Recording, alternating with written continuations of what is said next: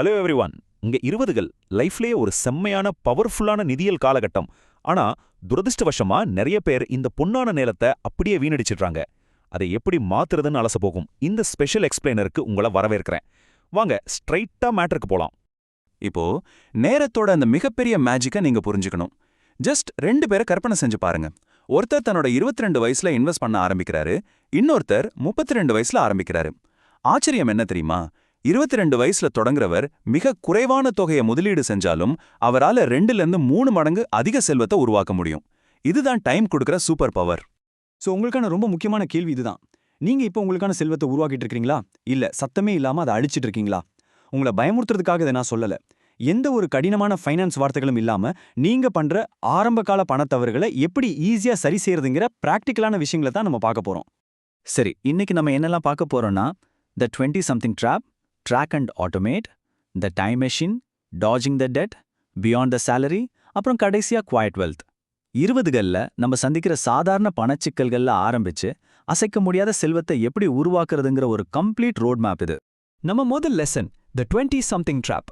மாசம் பிறந்தா சம்பளம் வரும், ஆனா மாச கடைசியில் அந்த பணம்லாம் எங்க போச்சுன்னே தெரியாது. கரெக்டா? நீங்களும் இப்படி ஃபீல் பண்ணியிருந்தா கவலையே படாதீங்க.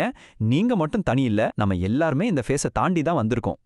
நம்ம பணம் எப்படி அமைதியா காணாம போகுதுன்னு எப்போதாவது யோசிச்சிருக்கீங்களா? அந்த 200 ரூபாய் ஃபுட் டெலிவரி, ஒரு 500 ரூபாய் ஆன்லைன் ஷாப்பிங், அப்புறம் நம்ம எப்போவோ சப்ஸ்கிரைப் பண்ணி யூஸே பண்ணாத சில ஆப்ஸ், இதெல்லாம் தான் அந்த சைலண்ட் மணி கில்லர்ஸ்.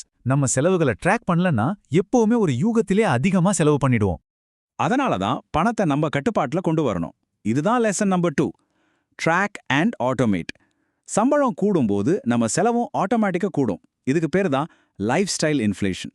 இந்த தப்பை திருத்தி பணத்தை எப்படி கண்ட்ரோல் பண்றதுன்னு இப்ப பார்க்கலாம். இதுக்கு ஒரு 3 சிம்பிள் ஸ்டெப்ஸ் இருக்கு. ஃபர்ஸ்ட், அடுத்த 30 நாளைக்கு உங்க ஒவ்வொரு செலவையும் மிஸ் பண்ணாம நோட் பண்ணுங்க. செகண்ட், அந்த செலவுகளை தேவை, ஆசை, வீண் செலவுன்னு பிரிங்க. தேர்ட் அண்ட் ரொம்ப முக்கியமானது, சம்பளம் வந்த உடனே ஒரு 20-30% சேவிங்ஸ்க்கு ஆட்டோமேட்டிக்கா மாத்திடுங்க. வருமானம் உயரும்போது முதல்ல சேமிப்பும் உயரணுமே தவிர செலவு இல்ல. உங்க லைஃப் ஸ்டைலை பொறுமையா அப்கிரேட் பண்ணுங்க, உடனே வேணாம். சம்பளம் ஏறின உடனே லக்ஸூரியான வாழ்க்கைக்கு மாறணும்னு எந்த அவசியமும் இல்ல. நம்ம பணம் எங்க போகுதுன்ற அந்த விழிப்புணர்வு இருந்தாலே பணம் உங்க கண்ட்ரோல்ல தான் இருக்கும். அடுத்தது லெசன் 3, த டைம் மஷீன். நிறைய பேரு எனக்கு இன்வெஸ்ட்மெண்ட் பத்தி ஒன்றும் தெரியாது, இல்லைன்னா நிறைய பணம் வந்ததும் பார்த்துக்கலான்னு அந்த தள்ளி போடுவாங்க. உண்மையா சொல்லணும்னா அது ஒரு பெரிய மிஸ்டேக். இப்போ காம்பவுண்டிங் எப்படி ஒர்க் ஆகுதுன்னு ஒரு இன்ட்ரெஸ்டிங்கான உதாரணம் சொல்றேன். நபர் ஏ தன்னோட 22 வயசுல இருந்து 30 வயசு வரைக்கும் மாசம் 5000 ரூபாய் இன்வெஸ்ட் பண்ணிட்டு அப்படியே விட்டுறாரு. ஆனா நபர் பி 30 வயசுல ஆரம்பிச்சு 60 வயசு வரைக்கும் மாசம் 5000 போடுறாரு. ஆச்சரியம் என்னன்னா, கம்மியான காலம் இன்வெஸ்ட் பண்ண நபர் ஏ கிட்ட தான் கடைசியில அதிக பணம் இருக்கும். மார்க்கெட்டை டைம் பண்றதை விட மார்க்கெட்ல எவ்வளோ சீக்கிரம் டைம் ஸ்பெண்ட் பண்றோங்கிறது தான் மேட்டர். அதனால உங்களுக்கு ஷேர் மார்க்கெட் பத்தி A to Z தெரிஞ்சிருக்கணும்னு அவசியமே இல்ல.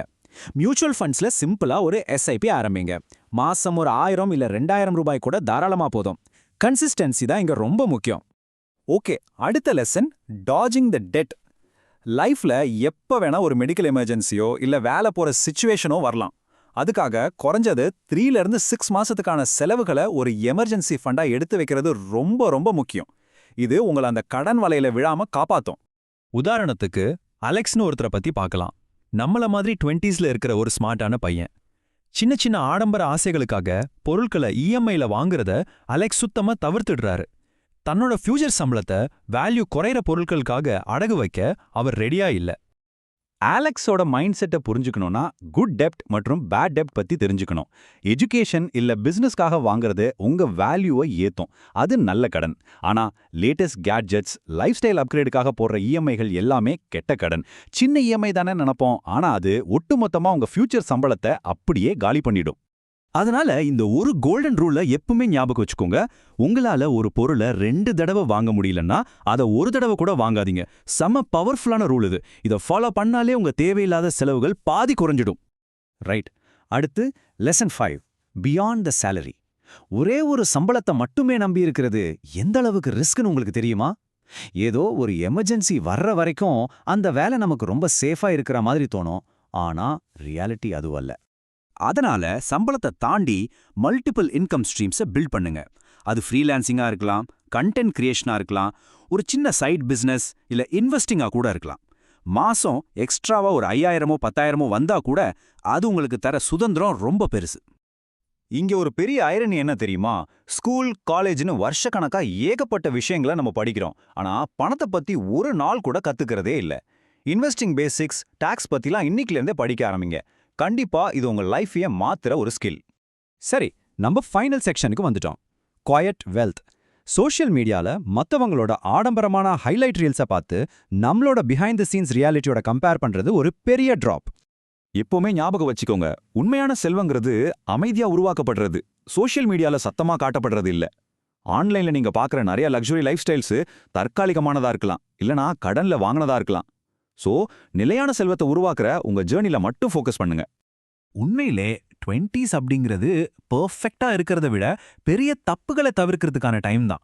ஸோ இன்னைக்கு நம்ம பார்த்த விஷயங்கள்ல நீங்க எந்த தப்ப பண்ணிட்டு இருக்கீங்க அண்ட் இன்னைக்கே எதை மாத்த போறீங்க நீங்களே யோசிச்சு பாருங்க. பணத்தை மேனேஜ் பண்றதுல ஸ்மார்ட்டா இருங்க, பிகாஸ் இது உங்களுக்கான டைம்.